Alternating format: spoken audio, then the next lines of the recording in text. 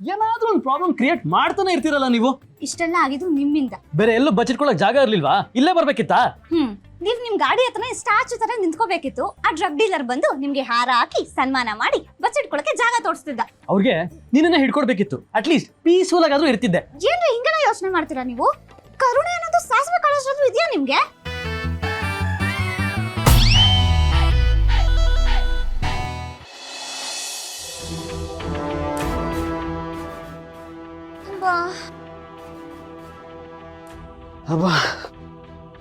ಹೋಗಿ ಹೋಗಿ ನಿಮ್ ಜೊತೆ ಸಿಕ್ಕಾಕೊಳ್ಳೋಗಾಯ್ತು. ಯಾರಿಗ ಹೆಲ್ಪ್ ಮಾಡಿದ್ರು ನಿಮಗ್ ಮಾತ್ರ ಹೆಲ್ಪ್ ಮಾಡಕ್ ಹೋಗ್ಬಾರ್ದು. ಕನ್ನಡಕ ನೋಡು, ಎಲ್ಲ ನಿನ್ನಿಂದನೇ ಆಗಿದ್ದು. ತುಂಬಾ ಹೊಟ್ಟೆ ಹಸಿತಿದೆ. ಏನ್ ಮಾಡ್ತಾ ಇದ್ದೀರಾ? ರಂಗೋಲೆ ಬಿಡ್ತಾ ಇದ್ದೀನಿ. ಕಾಣಿಸ್ತಿಲ್ವಾ? ಹೊಟ್ಟೆ ಹಸಿತಿದೆ ರೀ.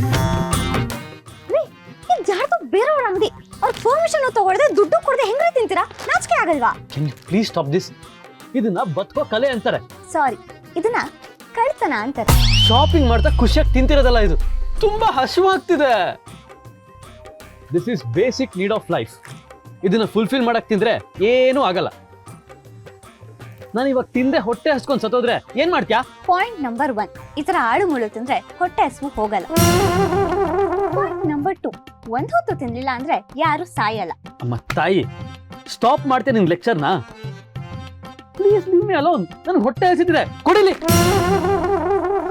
ನಿಂದೇನ್ ಪ್ರಾಬ್ಲಮ್? ನನ್ ಪಾಡಿಗೆ ನಾನು ಅವನ ಜೊತೆ ಮಾತಾಡ್ತಿದ್ದೆ, ನೀನು ಅವನ್ನ ಓಡಿಸ್ದೆ. ಅದಕ್ಕೆ ಅವ್ನು ನನ್ನ ಹಿಂದೆ ಬಿದ್ದಿದ್ದು. ಬೆಳಗ್ಗೆ ಸರಿಯಾಗಿ ತಿಂಡಿ ಕೂಡ ಆಗಿಲ್ಲ. ಈಗ ನೋಡಿದ್ರೆ ಈ ಸೂಪರ್ ಮಾರ್ಕೆಟ್ ಅಲ್ಲಿ ಸಿಕ್ಕಾಕೊಡೋ ತರ ಮಾಡಿದೆ. ತುಂಬಾ ಹಸಿವಾಗ್ತಿದೆ, ತಿನ್ನೋ ಹಾಗಿಲ್ಲ ಅಂತಿದ್ಯಲ್ಲ. ಏಯ್ ಕನ್ನಡಕ, ಎಲ್ಲ ಕಡೆ ಮೂಗ್ ತೂಸ್ಕೊಂಡ್ ಬರ್ತಿಯಲ್ಲ, ಇದನ್ನ ನಿಮ್ ಮನೆ ಹೇಳ್ಕೊಟ್ಟಿದ್ದು? ನೋಡಿ, ಮನೆ ಸುದ್ದಿ ಎಲ್ಲ ಇಲ್ಲಿ ತಗೊಂಡ್ಬರ್ಬೇಡಿ. ನೋಡೋಣ ನಿನ್ಗೆ ಎಷ್ಟು ಪರ್ಫೆಕ್ಟ್ ಎಥಿಕ್ಸ್ ಇದೆ ಅಂತ. ನೀನು ತಿಂದೆ ಅದ್ ಹೇಗಿರುತ್ತೆ ನಾನು ನೋಡ್ತೀನಿ. ನನಗೆ ಸ್ವಲ್ಪ ನಿಯತ್ ಅನ್ನೋದಾದ್ರೂ ಇದೆ. ಹೀಗೆಲ್ಲ ಕತ್ ತಿನ್ನಲ್ಲ. ಆಯ್ತಮ್ಮ, ನೀನೇ ಗ್ರೇಟು. ನಿನ್ ನಿಯತ್ತನ್ನೇ ತಿಂದ್ಕೊಂಡು ಹೊಟ್ಟೆ ತುಂಬಿಸ್ಕೊ. ಆದ್ರೆ ನನಗೆ ನನ್ ಕೆಲ್ಸ ಮಾಡೋದಿಕ್ ಬಿಡು. ಕೊಡೋದನ್ನ. ಕನ್ನಡಕ ಬೇಡ ನೋಡು. ಕೊಡಲ್ಲ. ಕೊಡು ಕನ್ನಡಕ. ಕೊಡಲ್ಲ ಅಂದ್ರೆ ಕೊಡಲ್ಲ ಅಷ್ಟೇ. ಕನ್ನಡ ಬೇಕು. ಕನ್ನಡಕ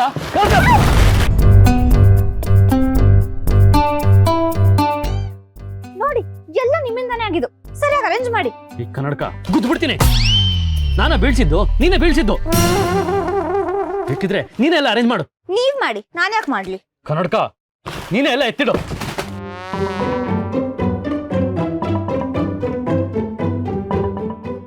ಇವಾಗ ಏನಾದ್ರು ಮುಟ್ಟಿದ್ರೆ ಅಷ್ಟೇ, ಸರಿ ಇರಲ್ಲ. ಇವಾಗ್ಲೇ ಹೇಳಿದೀನಿ.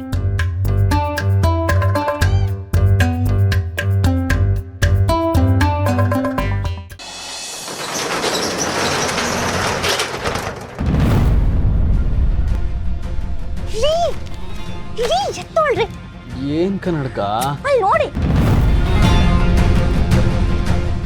ಯಾರಿ ನೀವು? ಕಳ್ತನ ಮಾಡಕ್ ಬಂದಿದ್ದೀರಾ ಇಲ್ಲಿ? ಇರಿ, ಇವಾಗಲೇ ಪೊಲೀಸಿಗೆ ಫೋನ್ ಮಾಡ್ತೀನಿ. ಅಯ್ಯೋ ಸರ್, ನೀವ್ ಅನ್ಕೊಂಡಂಗ ಏನೂ ಇಲ್ಲ. ನಾವ್ ಕಳ್ಳರಲ್ಲ. ನಮ್ಮನ್ನ ನೋಡಿದ್ರೆ ನಿಮ್ಗೆ ಹಂಗ ಅನ್ಸತ್ತ ಹೇಳಿ? ಏನೋ ತಪ್ಪಾಗಿ ಬೈ ಚಾನ್ಸ್ ಒಳಗಡೆ ಸೇರ್ಕೊಂಡ್ಬಿಟ್ವಿ. ಇನ್ಫ್ಯಾಕ್ಟ್ ನೀವು ಶಟರ್ ಕ್ಲೋಸ್ ಮಾಡ್ಬೇಕಾದ್ರೆ ನಾವ್ ಎಷ್ಟೊಂದ್ಸಲ ಕೂಗಿದ್ವಿ ಗೊತ್ತಾ? ನಿಮ್ಗೆ ಕೇಳಿಸ್ಲೇ ಇಲ್ಲ. ಈ ಮಾತನ್ನ ನಾನ್ ನಂಬೇಕಾ? ಪೊಲೀಸ್ ಬಂದು ಅರೆಸ್ಟ್ ಮಾಡಿದ್ರೆ ಎಲ್ಲ ಸತ್ಯ ಹೊರಗಡೆ ಬರುತ್ತೆ. ಏನ್ರಿ ಪೊಲೀಸ್ ಅಂತೆಲ್ಲ ಅಂತಿದ್ದೀರಾ? ಡಾಕ್ಟ್ರೆ, ಸುಮ್ಮನಿರಿ ನೀವು. ನೋಡಿ ಸರ್, ನಾವ್ ನಿಜವಾಗ್ಲೂ ಸುಳ್ಳು ಹೇಳ್ತಾ ಇಲ್ಲ. ನೀವ್ ಬೇಕಾದ್ರೆ CCTV ಫುಟೇಜ್ ಚೆಕ್ ಮಾಡಿ. ಇದೆಲ್ಲ ಏನ್ರಿ ಮಾಡಿದೀರಾ? ಇದೆಲ್ಲ ಡ್ಯಾಮೇಜ್ ಮಾಡಿದೀರಲ್ಲ, ಕಳ್ತನ ಮಾಡಕ್ ಬಂದಿಲ್ಲ ಅಂತ ಯಾಕ್ರಿ ನಂಬೋದು? ಸರ್, ಅದೇನೋ ಗೊತ್ತಾಗದೆ ಆಗ್ಬಿಡ್ತು. Really sorry sir. ಇವ್ರ ಪಾಪ ತುಂಬಾ ಹೊಟ್ಟೆ ಹಸಿವು ಅಂತಿದ್ರು. 1-2 ಪ್ಯಾಕೆಟ್ ಬಿಸ್ಕೆಟ್ ತಿಂದ್ರು ಅಷ್ಟೇ. ಅದಕ್ಕೆ ಇವ್ರು ಪೇ ಮಾಡ್ತಾರೆ. ಆಮೇಲೆ ಇಲ್ಲಿ ಏನೇನೆಲ್ಲ ಡ್ಯಾಮೇಜ್ ಆಗಿದೆ ಅದೆಲ್ಲದಕ್ಕೂ ಪೇ ಮಾಡ್ತಾರೆ. ವಾಟ್? ನಾನ್ ಪೇ ಮಾಡ್ಬೇಕಾ? ನೀವೇ ತಾನೇ ಬೀಳ್ಸಿದ್ದು. ಪಾಪ ಅವ್ರು ಇದನ್ನೆಲ್ಲ ಸರಿ ಮಾಡ್ಬೇಕಲ್ಲ, ಪೇ ಮಾಡ್ಬಿಡಿ ಸರ್. ಇವರೇ ಪೇ ಮಾಡ್ತಾರೆ. ಅದೆಲ್ಲ ಆಗಲ್ಲ. ನೀವು ಡೋರ್ ಕ್ಲೋಸ್ ಮಾಡ್ಕೊಂಡು ಹೋಗ್ಬೇಕಾರೆ ಕರೆಕ್ಟಾಗಿ ನೋಡ್ಬೇಕು ತಾನೆ. ನೋಡಿ, ನಂಗೆ ಡ್ಯಾಮೇಜ್ ಆಗಿರೋದಕ್ಕೆ 10,000 ರೂಪಾಯಿ ಪೇ ಮಾಡಿ. ಇಲ್ಲ ಅಂದ್ರೆ ಪೊಲೀಸಿಗೆ ಫೋನ್ ಮಾಡ್ತೀನಿ. ಸರಿ ಡಾಕ್ಟ್ರೆ, ಪೇ ಮಾಡ್ಬಿಡಿ. ಸುಮ್ಮನೆ ರಿಸ್ಕ್ ಯಾಕೆ? ಸರಿ, ಸ್ಕ್ಯಾನರ್ ಕೊಡಿ. 10,000 ಅಷ್ಟೇ.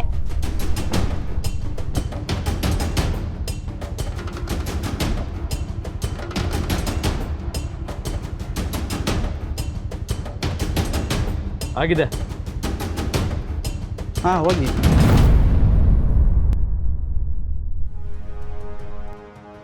ಈ ಕನ್ನಡಕ, ಅಯ್ಯೋ ಔಟ್ ಆಫ್ ಯೋರ್ ಮೈಂಡ್. ನಿನ್ನಿಂದ ನಂಗೆ 10,000 rupees ಲಾಸ್ ಆಯ್ತು. ಇವರೇ ಪೇ ಮಾಡ್ತಾರೆ ಅಂತ ಯಾಕೆ ಹೇಳ್ದೆ?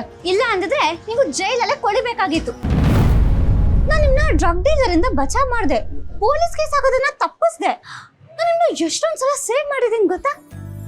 ಅಲ್ಲ, ಈ ಜಗತ್ತಲ್ಲಿ ಥ್ಯಾಂಕ್ಸ್ ಅನ್ನೋ ಒಂದು ಪದ ಇದೆ, ಅದು ನಿಮ್ಗೆ ಗೊತ್ತಾ? ಬರೀ ಬಯದೇ ಆಯ್ತು. ಈ ಕನ್ನಡಕ, you are a walk in danger. Please get lost. ಹೋಗ್ರಿ.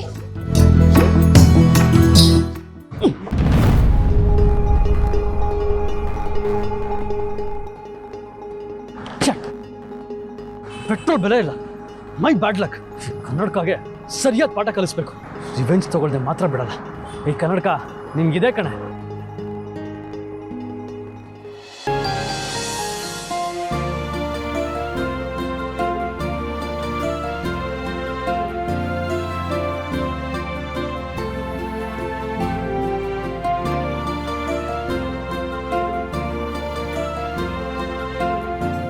ಬದುಕಲ್ಲಿ ಎಷ್ಟು ಕ್ಷಣ ಉಳಿದಿದೆ ಅಂತ ಯಾವತ್ತೂ ಲೆಕ್ಕ ಹಾಕಕ್ಕೆ ಹೋಗಲ್ಲ.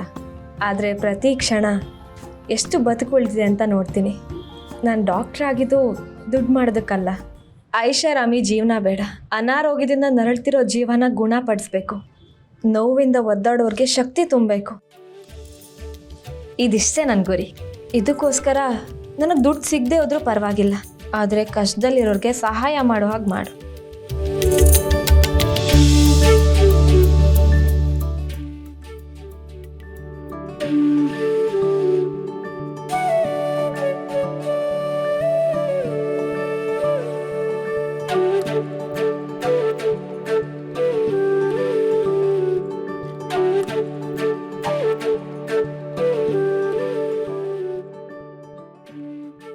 ಕೃಷ್ಣ, ನೀನೇ ಹೇಳಿದ್ಯಾ ಅಲ್ವಾ, ನಮ್ಮ ಕೆಲಸ ನಾವು ಮಾಡಬೇಕು, ಫಲ ಬರುತ್ತೋ ಇಲ್ವೋ ಅಂತ ಯೋಚನೆ ಮಾಡಬಾರ್ದು ಅಂತ.